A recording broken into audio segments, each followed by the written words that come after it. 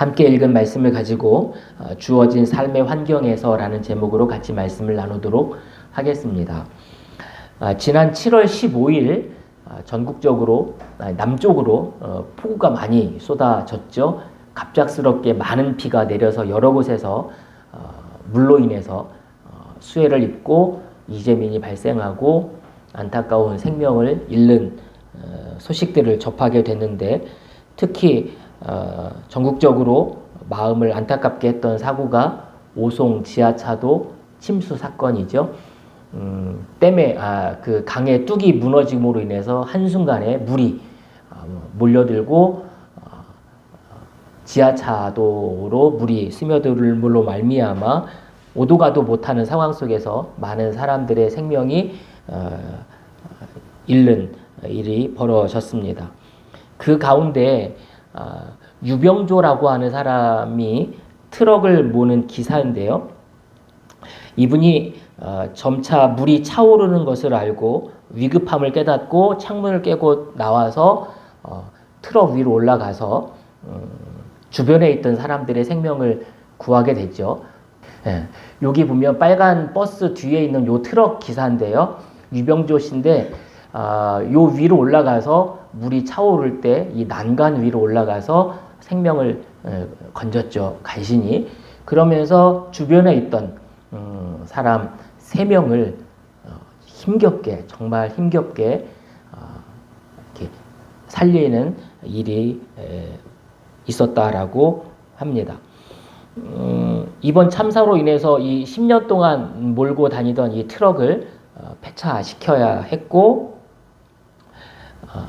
그 사건으로 인해서 트라우마로 인해 보름 이상 잠을 자지 못하고 수면제로 잠을 청해야 했으며, 계속 그것이 떠오르면서 더 많은 생명을 살리지 못한 것에 대한 아쉬움과 후회를 했다고 합니다.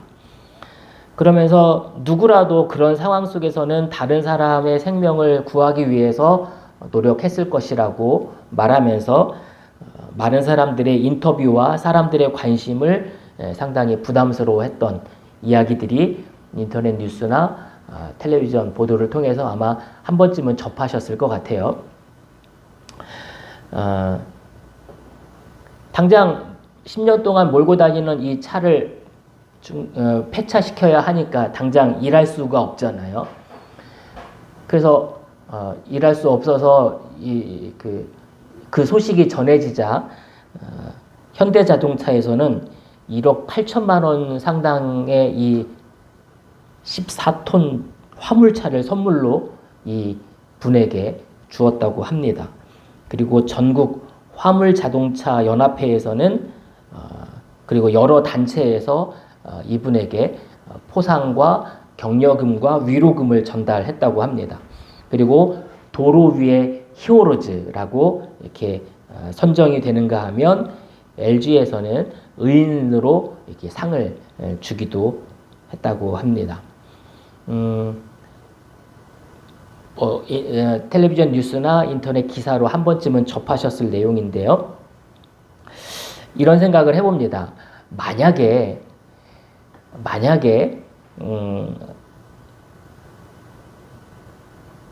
저분이 그런 보상과 그런 대가를 바라고 한 거는 아니지만 모든 사건이 종결되고 나서 아무런 보상도 없고 아무런 위로도 없고 격려도 없었다면 저분의 마음이 어땠을까라는 생각을 해봅니다. 본인 말로는 누구라도 그렇게 했을 것이라고 이야기하지만, 그리고 사람들로부터의 관심과 수많은 취재진들의 그 취재가 부담스럽다고 말은 하지만 사실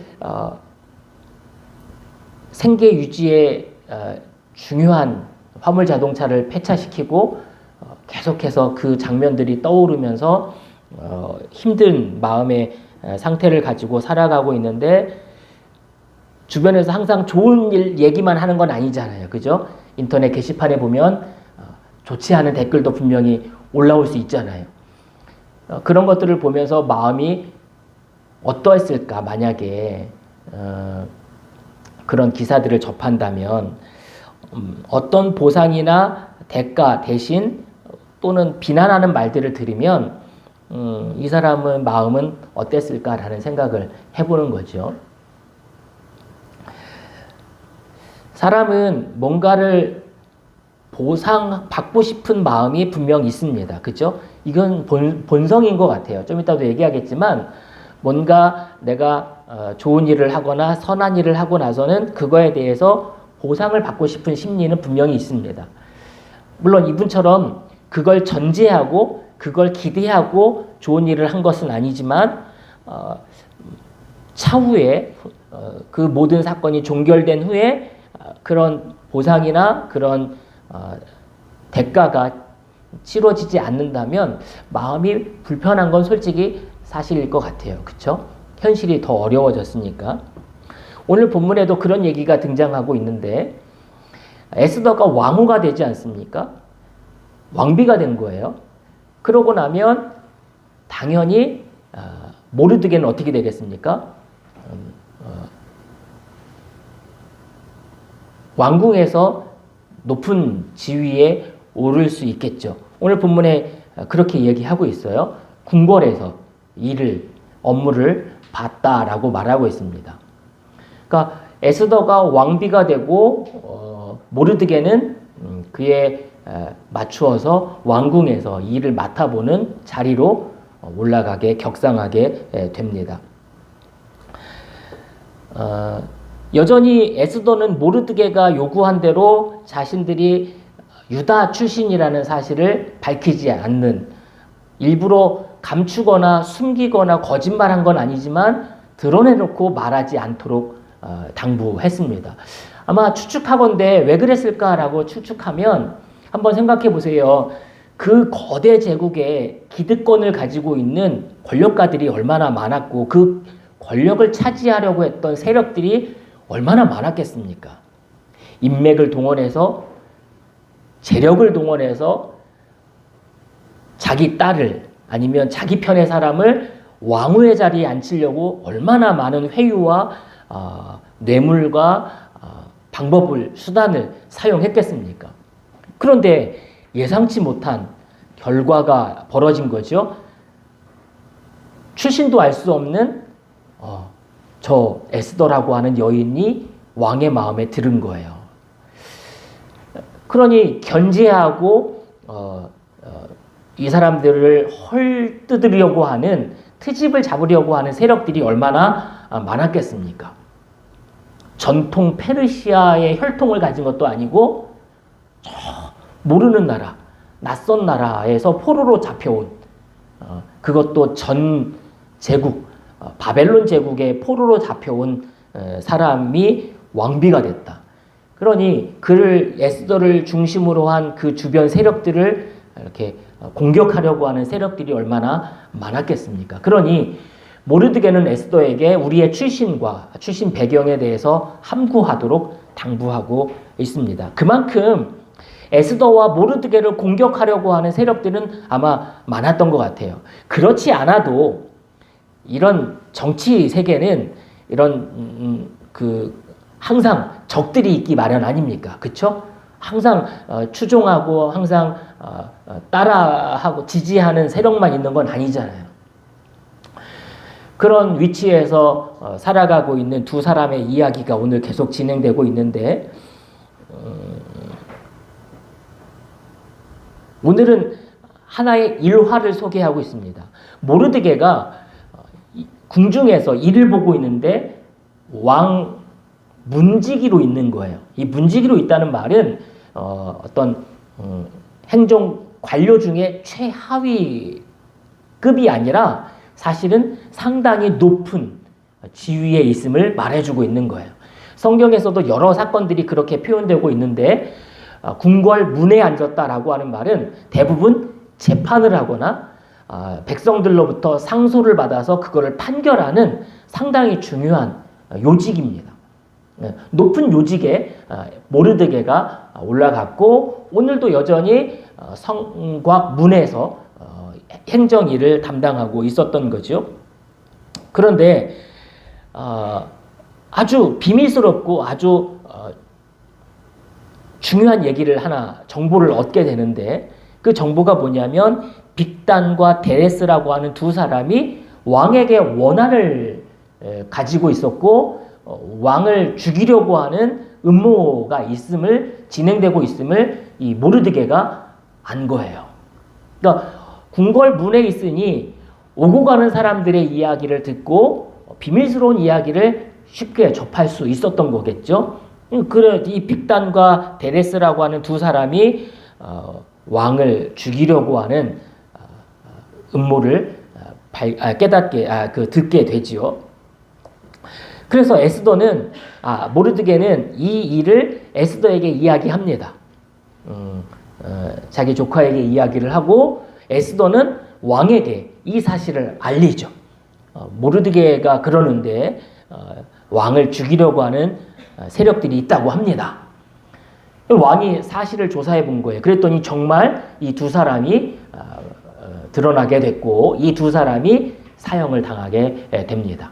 그리고 이 모든 일들은 왕의 궁중실록의 기록이 자세하게 기록되었다라고 성경은 오늘 마무리하고 있습니다. 문제는 이 왕을 죽이려고 하는 이 두 사람의 음모를 정보를 제공해 준 사람에게 어떤 보상이나 대가가 주어지지 않았다는 거예요. 누구죠? 모르드게에게. 사실은 두 사람이 왕을 죽이려고 했겠습니까? 아닐 거예요. 그죠? 이 두 사람은 대표적인 인물이었을 겁니다. 그들을 추종하고 정권을 찬탈하려고 하는 그들을 따르는 많은 사람들이 분명히 있었을 거예요. 그 모든 세력을 다 물리치고 혁혁한 공을 세운 모르드게 아닙니까? 그러면 그 모르드게에게 승진을 시키든지 아니면 어떤 포상을 내리든지 어떤 영광스러운 어떤 보상이나 대가를 주어져야 하는데도 불구하고 모르드게에게 아무런 대가나 보상이나 어떤 그런 격려나 없었다는 거예요. 단순히 궁중실록의 기록만 되었다라고 하는 거죠. 조금만 상상력을 동원하면 이런 상상이 가능할 겁니다. 이 사실을 왕에게 알려도 문제, 알리지 않아도 문제죠. 예를 들어서 왕을 죽이려고 하는 세력들이 왕을 정말 공격해서 왕을 죽이고 나면 누가 위태로워져요? 에스더가 당장에 위태로워지는 거죠. 가장 생명의 위협을 받는 건 에스더입니다. 그 다음 누구예요? 자신인 거예요. 그러나 만약에 이 왕을 죽이려고 하는 음모가 성공하지 않아도 문제인 거죠. 자기는 그 정보를 알고 있었거든요. 그죠? 근데 그걸 말하지 않았다? 알리지 않았다? 그럼 자기가 위태로워지는 거죠. 그러니 이러지도 못하고 저러지도 못하는 상황일 겁니다. 그런 가운데 모르드게는 최선의 방법을 선택한 것 같아요. 그게 뭐죠? 왕에게 이 정보를 알리는 거예요. 결국 이 정보를 사실을 알리는 거는 목숨을 걸고 알리는 거죠. 만약에 이 정보를 알렸는데도 불구하고 사건이 발생을 해서 왕이 정말 두 사람에 의해서 죽었다. 그러면 그 정보를 알린 모르드게는 진짜 생명을 빼앗기게 되는 위험한 상황에 처해지게 되는 거죠. 그런데 그렇게 목숨을 걸고 중요한 정보를 왕에게 알리고 문제가 해결되었음에도 불구하고 정작 모르드게에게는 아무런 보상이나 아무런 대가가 주어지지 않았다라고 하는 겁니다. 모르드게도 아마 앞서 예화를 잠깐 들었지만 세 명의 생명을 살린 의인처럼 보상을 바라고 기대하고 왕이 나에게 어떤 귀한 재물을 허락하거나 승진을 요구한 것, 기대한 것은 아니지만 왕이 그래도 입을 싹 닫고 모른 척하고 그냥 넘어가는 것에 대해서 모르드게는 마음이 불편할 수 있겠죠. 뭐지? 나는 이렇게 정말 생명을 걸고 목숨을 걸고 귀한 정보를 왕에게 알려서 왕의 생명을 빼앗으려고 하는 사람으로부터 왕을 지켰는데 어쩌면 이 나라를 지킨 거 아닙니까? 그런데도 불구하고 자기에게 돌아오는 거는 아무것도 없었던 거예요. 언제 그런 일이 있었냐는 듯이 그냥 끝나버린 거죠. 단순히 왕의 궁중실록에 그 사건이 기록되는 것으로 끝나버립니다. 살다 보면 오늘 본문에 등장하는 에스더나 모르드게처럼 내가 뭔가 선하고 귀한 일을 어렵게 해냈음에도 불구하고 돌아오는 것은 아무것도 없는 보상과 대가가 전혀 없을 때 우리는 솔직히 마음이 불편해질 수 있어요. 나는 뭔가 일을 하고 나서 적절한 때에 적절한 방법으로 또 적절한 대가를 기대할 수 있잖아요. 그건 사실 부정할 수 없는 본성입니다. 사람의 본성인 거죠. 그런데 잘못한 일은 어쩌면 그렇게 다 까발려지고 다 밝혀지는지 수치스럽게 감추고 싶은데 우리가 잘못한 것들은 다 밝혀져요. 그죠? 근데 내가 잘한 일은 어쩜 그렇게 드러나지 않고 숨겨지고 감춰지고 그냥 꽁꽁 덮여지는지 속상할 때가 분명 있습니다. 여러분들은 아닌지 모르겠지만 저는 뭔가 내가 그래도 잘한 게 있으면 사람들로부터 관심을 받고 이렇게 박수 아닌 어떤 관심이라도 좀 받고 좀 잘했다라고 칭찬과 격려를 받고 싶은 마음이 우리 모두에게는 분명 있습니다. 그렇죠? 그런데 살다 보면 에스더나 모르드게처럼 정말 목숨 걸고 한 일인데도 불구하고 그리고 아무 일도 없었더라 라고 할 만큼 그냥 보상과 대가가 주어지지 않는 경우들이 있습니다. 앞서 의인처럼 모르드게처럼 뭔가 보상과 대가를 기대하고 한 일은 아니지만 그래도 정말 아무것도 없을 때 마음이 불편해집니다. 사실 보상이라고 하는 것은 대가라고 하는 것은 어떤 일을 함에 있어서 동기부여가 되지요. 그래서 그 보상이나 대가는 그 일을 더 열심히 하도록 더 잘하도록 하는 동기부여가 됩니다. 내가 뭔가 보상이 있을 때 뭔가 대가가 주어질 때 우리는 그 일에 집중하게 되고 더 열심히 하게 되지 않습니까? 그래서 예를 들어서 우리 어린 아이들한테도 뭔가 더 잘하도록 더 열심히 하도록 그런 어떤 장치들을 활용하지 않습니까? 대표적인 게 칭찬 스티커죠. 해보셨는지 모르겠는데 칭찬 스티커 효과 만점입니다. 그렇죠? 물론 2번 이상 하면 역효과가 나기는 하지만 칭찬 스티커는 꼭 아이들에게만 그런 건 아니잖아요. 그렇죠? 우리 어른들에게도 보이지 않게 그런 방법들에 우리도 쏙 빠져들기 마련입니다. 중국집을 이용을 하더라도 뭐가 주어져요? 쿠폰이 주어지죠. 요거 10개만 모으면 군만두 무료 서비스. 이거 뭐 칭찬 스티커랑 비교할 건 아니지만 아무튼 더 시켜 먹게 되고 더 주문하게 되고 뭔가를 우리로 하여금 열심히 하게끔 합니다. 저도 사실은 헌혈을 기도하는 가운데 그냥 정말 순수한 동기와 순전한 목적으로 시작을 했어요. 그 사순절 기간에 어떻게 하면 이 사순절을 경건하고 더 의미 있게 보낼 수 있을까 기도하다가 바로 집 앞에 있는 헌혈의 집을 찾아가서 헌혈을 해보자. 그래서 내가 그 피를 통해서 생명을 나누고 귀한 일에 쓰임을 받자. 정말 순수한 동기와 의도를 가지고 시작을 했는데 하다 보면 자꾸 때로는 어떤 생각이 들어요? 이 헌혈 횟수 몇 번을 했는지 이거를 횟수를 늘려가는 것에 함몰되는 경우들도 있고 또는 오늘은 뭘 주지? 사은품은 뭐지? 사은품을 더 많이 줄 때 헌혈하고 싶은 마음도 들게 됩니다.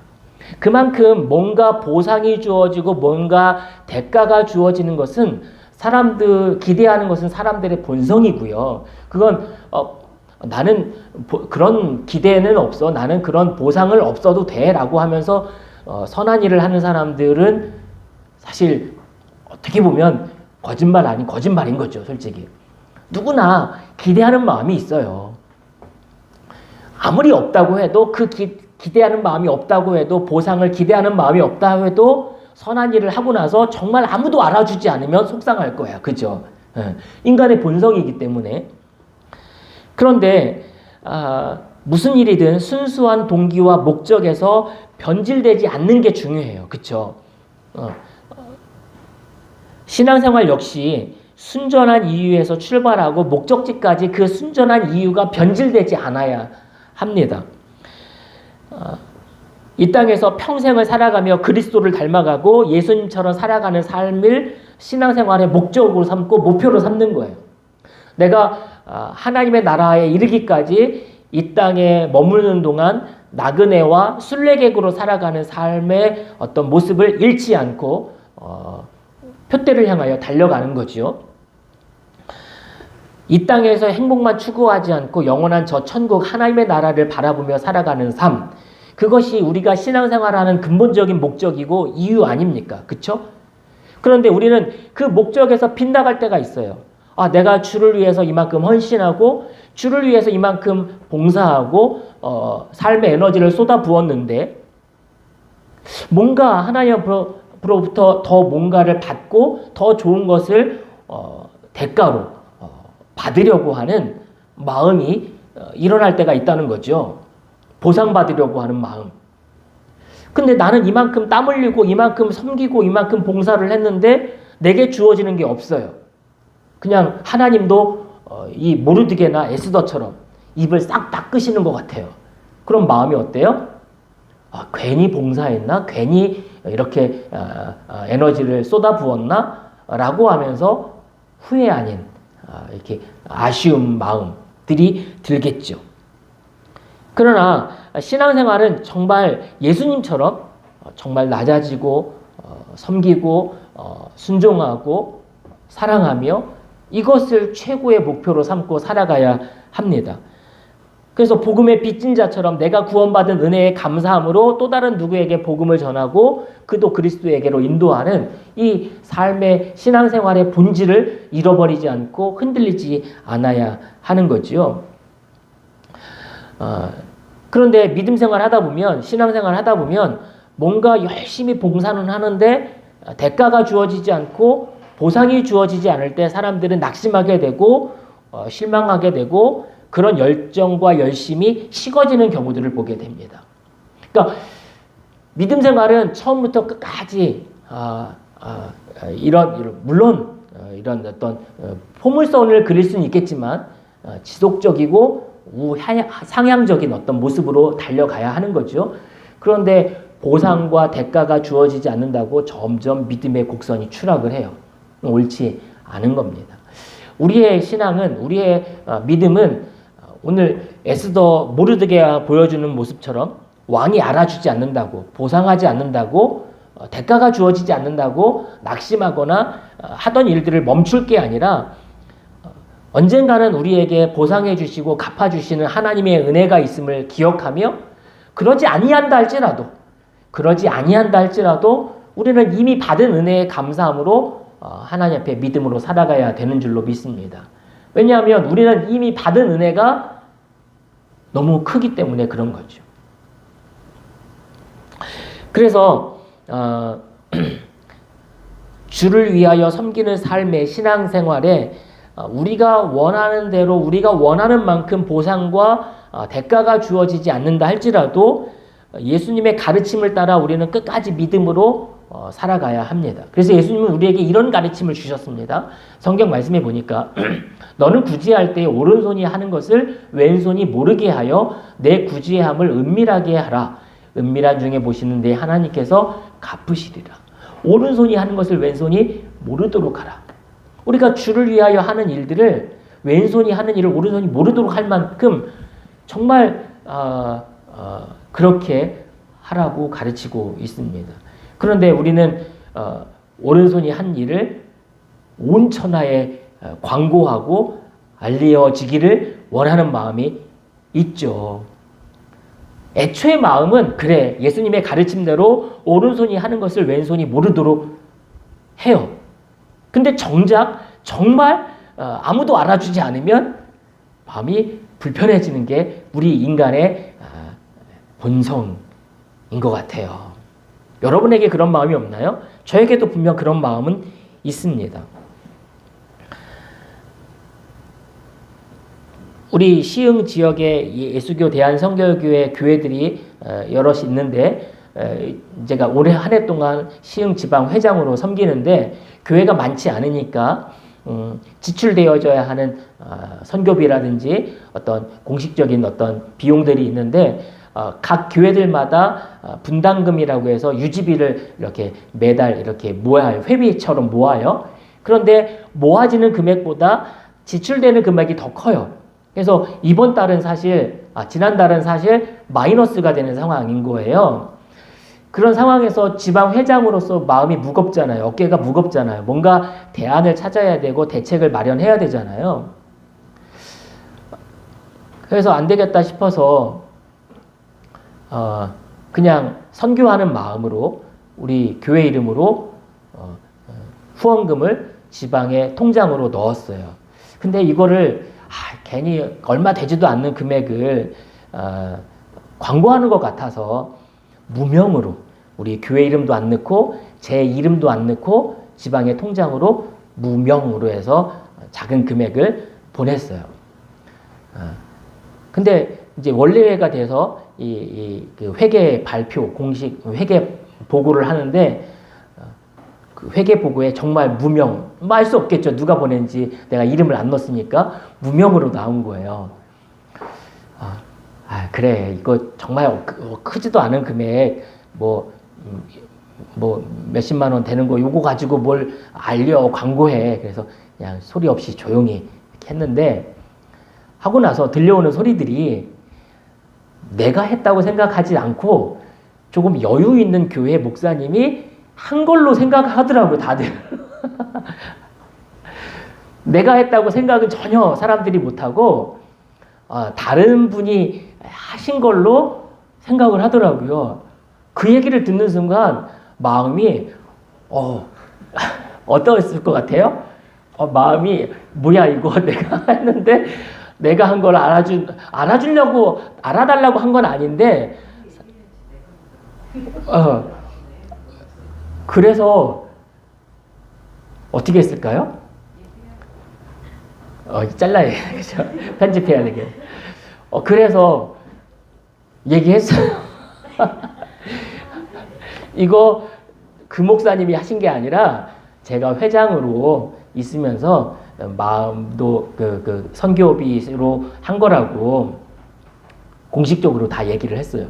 그러고 나니까 괜히 또 마음이 불편해지는 거야. 왜냐하면 처음에 애초에 마음은 이거 정말 이름 없이 지방회를 섬기는 마음으로 하려고 했는데 사람들 얘기 듣다 보니 회장이 본을 보여야 된다는 걸 공식적으로 좀 알리는 것도 필요하다. 말을 들어보니 또 합리적이야. 그게 맞는 얘기 같아요. 그래서 했어. 하고 나니까 이게 애초에 마음과 달리 또 내 이름을, 우리 교회 이름을 알리는 것 같아서 마음이 또 불편해지더라고요. 아무튼 그랬다는 거예요. 그랬다면서 내가 그런 일을 근래에 겪으면서 그런 생각이 들었어요. 나도 어쩔 수 없는 사람이고 나도 어쩔 수 없이 인정받고 싶고 보상받고 싶고 이걸 알리고 싶은 마음이 저변에 있었구나. 이거 솔직한 개인적인 고백을 드리는 거예요. 그러면서 이 말씀을 준비하면서 그 사건이 떠올랐던 거예요. 원래 지난달 얘기거든요.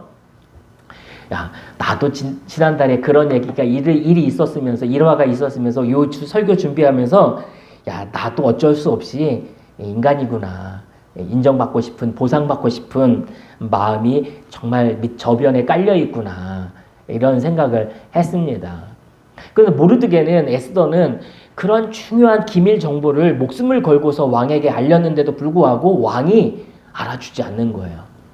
얼마나 속상하고 얼마나 그 마음이 어려웠겠습니까? 동네방네 자기 이름을 알리고 격려해 주는 것은 둘째 치고서라도 단순히 그냥 궁중실록에 기록되는 것으로 끝나버리니 얼마나 마음이 그랬겠습니까?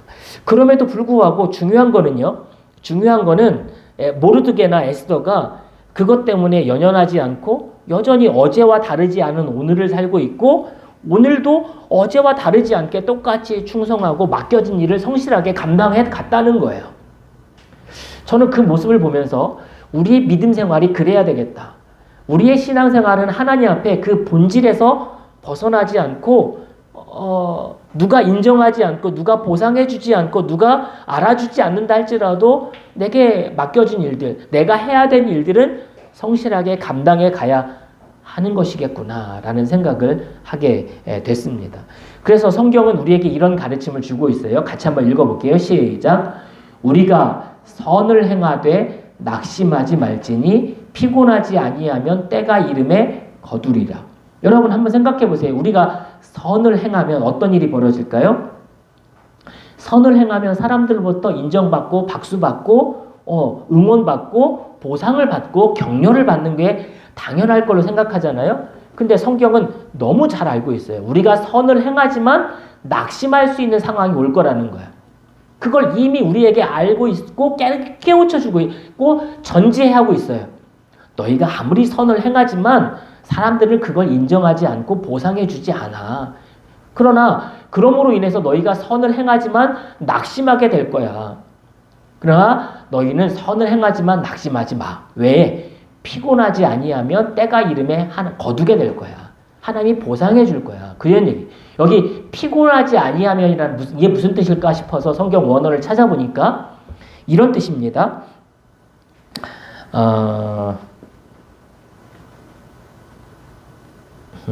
이게 무슨 뜻이냐면 지치다, 힘을 잃다, 낙심하다, 피곤해지다 이런 의미예요.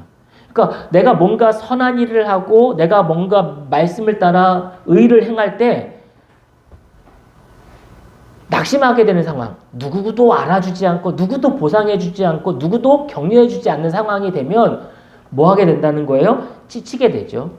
내가 이거 계속 해봤자 뭐, 내가 이렇게 선한 일을 계속 해봤자 아무도 알아주지 않는데 뭐 에너지가 방전이 돼버리고 낙심하게 되고 더 이상 이 일을 하고 싶은 동기부여가 안 되는 거죠. 근데 그렇게 되지 않으면 때가 이르면 거두게 된다는 거예요.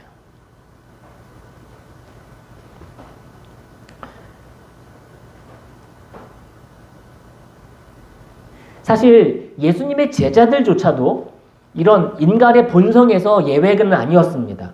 그렇죠? 보상받고 싶은 마음, 인정받고 싶은 심리는 사도들조차 예외는 아니었던 것 같아요. 그래서 베드로가 예수님께 이런 얘기를 합니다.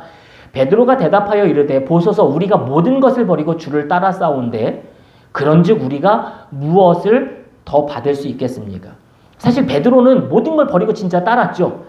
바닷가에서 갈릴리 바닷가에서 예수님을 만나고 나를 따르라 내가 사람을 엮는 어부가 되게 하리라 라고 말씀을 하셨을 때 베드로는 그물과 배와 가족과 모든 걸 버려두고 등지고 고향을 떠나서 예수님을 따르는 제자가 됐어요.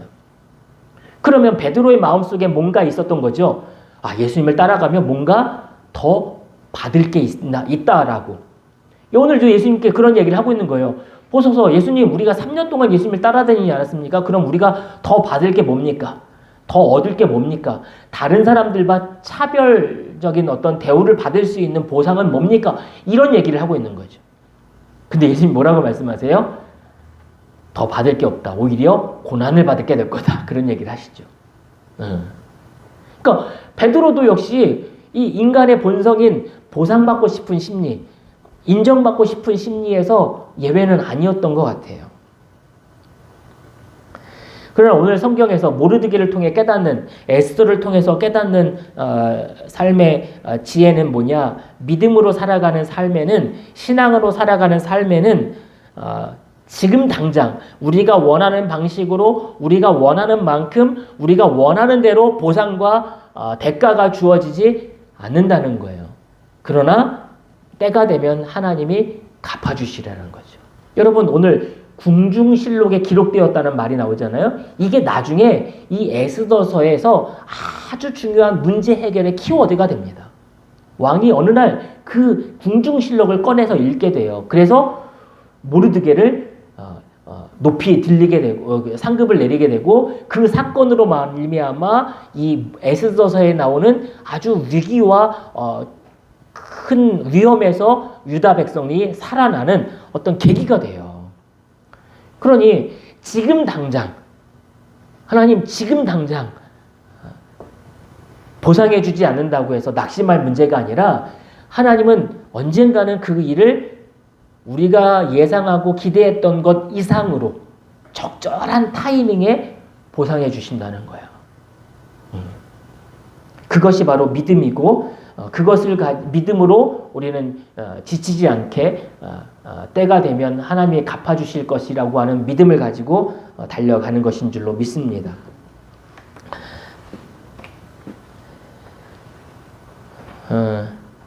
그래서 성경은 우리에게 이런 가르침을 또 주고 있죠. 같이 한번 읽어보겠습니다. 시작. 내 사랑하는 형제들아 견실하며 흔들리지 말고 항상 주의 일에 더욱 힘쓰는 자들이 되라. 이는 너희 수고가 주 안에서 헛되지 않은 줄을 알미라. 견실하며 흔들리지 말라는 거예요. 보상이 따르지 않는다고 해서 대가가 주어지지 않는다고 해서 지금 당장 하나님이 알아주지 않는다고 해서 흔들리지 말라는 거예요. 항상 더욱 힘쓰는 자들이 되라. 왜냐하면 너희 수고가 주 안에서 헛되지 않은 줄을 알기 때문이다. 라고 가르쳐주고 있습니다. 여러분 8월 18일이 무슨 날인지 아시나요? 8월 15일은 광복절이고 8월 18일은 저도 어제 알았는데 8월 18일은 쌀의 날이에요. 쌀의 날. 왜 8월 18일을 쌀의 날로 정했을까요? 이 쌀 밑자를 보면 여기 팔자가 있죠. 위에 팔자가 있고 여기 열십자가 있죠. 그리고 아래도 팔자가 있죠. 그래서 8월 18일. 그래서 8월 18일을 쌀의 날로 정했다고 합니다. 사실 이 쌀 밑자를 보면 언젠가도 한번 말씀을 드린 적이 있는데 쌀 한 톨을 얻기 위해서 농부가 88번 손이 가야 된다. 뭐 정말 88번 가야 되는지는 모르겠지만 아무튼 그만큼 쌀 한 톨을 얻기 위해서 농부는 땀 흘리고 수고하고 애써야 인내해야 됨을 말하고 있는 거 아닙니까? 만약에 농부가 그런 수고와 그런 인내 없이 당장 내게 주어지는 보상이 없다고 해서 인내하지 않고 포기해버리면 그 열매를 거둘 수 없는 거죠. 그렇죠? 우리는 오늘 소개되어지고 있는 에스더서에서 말하고 있는 이 모르드게의 어떤 일화, 짧은 일화를 통해서 깨닫는 원리를 발견하게 되죠. 하나님의 섭리와 하나님의 계획이 우리의 인생에서 어떻게 작동하는지를 배우게 되는 겁니다. 지금 당장 내 눈앞에서 보상과 대가가 주어지지 않는다 할지라도 때가 되면 하나님이 갚아주실 것이라고 하는 믿음을 가지고 오늘을 살아가는 거예요. 오늘 내게 맡겨진 일들을 차근차근 해나가는 거예요. 오늘 분량을 우리가 살아내는 거죠. 묵묵히 주어진 삶의 현장에서 내게 맡겨진 일들을 감당해 나가는 겁니다. 보상과 대가가 아니라 이미 받은 은혜, 이미 받은 은총을 감사함으로 살아가는 것이 바로 믿음이고 신앙인 줄로 믿습니다. 교회를 섬기며 헌신하는 모든 시간과 물질, 사용하는 삶의 에너지가 지금 당장 인정받지 못하는 것 같고 지금 당장 보상받지 못하고 대가가 주어지지 않는 것 같아 보여도 하나님은 그것을 다 잊지 않으시고 기억하시고 우리에게 때가 되면 갚아주실 줄로 믿습니다. 주어진 삶의 현장에서 우리는 어떻게 살아야 하는지를 오늘 배우게 되는 거죠. 내가 주를 위하여 쏟아붓는 삶의 에너지가 그리고 헌신하는 그 수고가 아무도 알아주지 않고 하나님조차 기억하지 않는 것처럼 오늘 모르드게가 그 목숨을 걸고 중요한 일을 제보했음에도 불구하고 왕이 알아주지 않는 것처럼 하나님이 나의 헌신과 나의 수고에 침묵하고 계실 때에도 하나님이 잊고 계시는 게 아니라 하나님은 다 일일이 세고 계시고 기억하고 계시고 때가 되면 거두게 된다라고 하는 믿음을 가지고 오늘 우리의 수고가, 우리의 헌신이, 우리의 열심이 식어지지 않아야 할 줄로 믿습니다. 그렇게 믿음으로 살아가는 우리 모두가 되시기를 주님의 이름으로 축복을 드립니다. 기도하겠습니다.